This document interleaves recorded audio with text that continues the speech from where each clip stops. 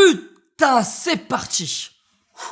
Les bruitages. Vous savez tous ce que sont les bruitages. Ces petits sons qu'on télécharge et qu'on ajoute après avoir monté une vidéo. Bon, il faut savoir que les bruitages, c'est ce qu'il y a de plus facile à faire. Exemple classique, vous avez un pistolet et vous voulez tirer avec. Il vous suffit alors de télécharger un bruitage sur internet et l'ajouter au montage pile au moment du tir. Eh ben non, c'est pas aussi facile que ça. Là, vous venez de faire 4 erreurs. La première erreur, c'est de se dire que c'est aussi simple que ça. La deuxième erreur, c'est d'utiliser ce bruitage de merde tellement populaire que même un indien de 8 ans perdu au fin fond de son bidonville l'utilise. La troisième erreur est qu'on entend que le bruitage sonne faux. Et la quatrième est d'oublier qu'un tir, c'est aussi un impact sur une cible, une douille qui tombe, un chargement et ce bruit. Je sais pas ce que c'est, mais en tout cas c'est stylé. Ajouter des bruitages, c'est un peu plus compliqué que ça. Mais je vous promets que vous maîtriserez en partie cet art à la fin de cette vidéo. Et ce flingue est affreusement laid. Ici, nous allons parler de bruitage diégétique, c'est-à-dire des bruitages qui font partie de l'histoire, que les personnages peuvent entendre. Ça, par exemple, ce ne sont pas des bruitages diégétiques. En revanche, ça,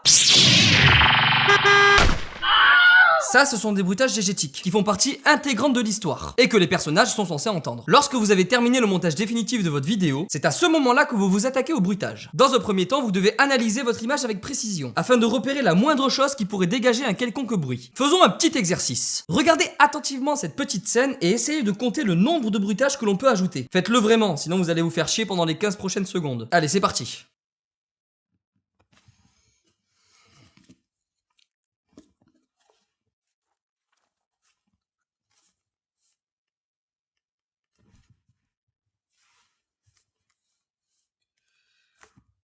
Entrez! Dans cette minuscule scène que vous venez de voir, qui était au passage merveilleusement bien jouée par un acteur qui mérite son Oscar, il y a déjà 11 bruitages qu'il va falloir ajouter. Et si vous n'êtes pas d'accord avec ce chiffre, c'est que vous n'avez pas été assez attentif. Le premier bruitage à ajouter est celui des doigts qui tapotent sur le fauteuil en cuir. Le deuxième est justement le bruit du cuir lorsque ce formidable acteur se baisse pour attraper son livre. Le troisième est le bruit du crayon qui touche la dentition du héros de ce film. Le quatrième est le son que dégage la page qui vient de tourner. Le cinquième est à nouveau le choc du crayon contre ses dents. Le sixième bruitage est celui du crayon pendant l'écriture sur le livre. Le septième est celui d'une mouche qui lui casse les couilles. Le huitième est celui du mouvement de ses gestes. Le neuvième est à nouveau le crayon sur le papier. Le dixième est le bruitage de quelqu'un qui toque à la porte. Entrez! Et enfin le onzième, celui d'une porte qui grince en s'ouvrant. Dès que vous avez repéré chaque moment où vous pouvez ajouter un bruitage, vous pouvez commencer à vous rendre sur le site le moins connu du monde. Alors évidemment, le gros problème avec ce putain de site, c'est que si vous utilisez leur son, vous allez avoir les mêmes bruitages que 99% des gens qui font de la vidéo. Donc, ce que je vous conseille de faire est de soit modifier légèrement le son que vous avez téléchargé, en changeant leur tonalité, leur vitesse ou ce que vous voulez d'autre, soit de vous rendre sur les différents sites de bruitage que je vous mets dans la description. Et au moins, vous n'aurez pas les mêmes bruitages que les autres. En allant piller vos bruitages sur internet, vous allez remarquer un problème. Soit le son que vous cherchez n'existe tout simplement pas sur le site, soit la qualité du bruitage que vous avez trouvé est vraiment mais vraiment à chier, et est donc inutilisable. Mis à part si vous réalisez un téléfilm pour une chaîne locale diffusée à 3h du matin. Là, dans ce cas, on s'en fout. Face à ce problème, vous avez deux solutions. La première est de faire fonctionner votre imagination et essayer de trouver un objet ou un phénomène qui provoque à peu près le même bruit. Exemple, ça c'est un bruitage de pluie, mais ça peut très bien fonctionner pour faire cuire un steak.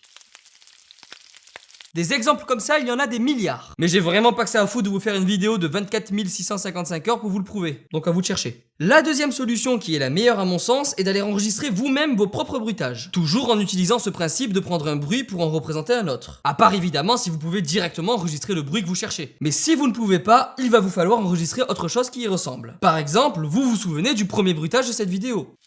Oh putain, c'est parti! Si je vous demande ce que c'est, vous allez me répondre, eh ben c'est le bruit de tes os qui craquent, connard! Eh ben non, c'est pas le bruit de mes os qui craquent, connard! C'est le bruit d'un putain de légume que je casse en deux. Dès que vous avez tous vos bruitages, vous pouvez commencer à les ajouter à votre montage. Au bon endroit, au bon moment et à l'image près. Parce que je vous garantis que si vous n'êtes pas précis, ça s'entend. Et c'est à vomir. Voyez ce que ça donne sur un simple claquement de doigts qui est décalé de quelques images près. Oh la vache! Je vais dégueuler. Ce qui vous reste à faire maintenant est d'équilibrer le volume de vos bruitages, pour qu'il soit ni trop faible, ni trop fort. Parce que ça aussi, c'est à vomir. Si je me gratte la barbe, bien que je n'ai pas de barbe à ce niveau-là de mon corps, j'en ai ailleurs, t'inquiète pas pour moi. Si je me gratte la barbe, ça devrait ressembler à ça. Et non pas à ça. Il faut que vos bruits se mélangent à votre voix, à la musique et à l'ambiance de la vidéo. En parlant d'ambiance, les sons d'ambiance sont également des bruitages et fonctionnent de la même manière. Vous pouvez les télécharger comme les enregistrer vous-même, enregistrer une ambiance différente mais qui ressemble à celle que vous souhaitez, etc.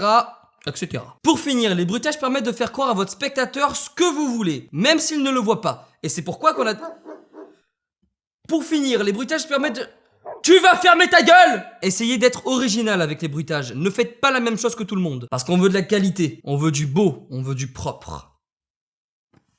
Merci à toutes et à tous d'être de plus en plus nombreux. Ces derniers jours, vous êtes arrivés en masse sur cette chaîne YouTube. La plupart d'entre vous sont là grâce à Antoine Daniel, que je remercie profondément. Si cette vidéo vous a plu, pensez à lâcher un like, ça me fera toujours plaisir. À mon sens, cette vidéo n'est pas encore complète, simplement parce que le bruitage reste quand même un domaine très vaste, avec plein de possibilités, et il ne peut pas se résumer en une seule vidéo. Ah, c'est pas possible. C'est pourquoi je risque d'en faire d'autres, histoire d'approfondir tout ça. Mais si vous avez des questions, n'hésitez surtout pas à me les poser sur ma page Facebook, également dans les commentaires, c'est fait pour ça, je ferai de mon mieux pour y répondre. Petite annonce également, la prochaine vidéo risque très fortement d'être un court-métrage dont je ne vais pas vous dire le thème, mais il se trouve que dans la vidéo précédente, celle sur le fond vert, j'y ai glissé un petit indice. Donc voilà, il y a un indice sur sur le genre et le thème de la vidéo, quelque part dans la vidéo du fond vert. Si vous avez trouvé quelque chose, vous pouvez me le dire dans les commentaires, sur Twitter, sur Facebook, n'importe où, mais je vous laisse chercher. Bon, il ne s'agit pas du court-métrage fait à l'iPhone, il s'agit de mieux que ça. Alors, voilà, qu'est-ce qui va se passer, hein? Ceci dit, je vous invite à faire deux choses. Vous abonner à la chaîne pour ne surtout pas rater ce court-métrage. Et la deuxième, c'est de partager le plus possible cette vidéo, histoire qu'elle fasse du bruit. Et c'était Sofiane pour vous servir.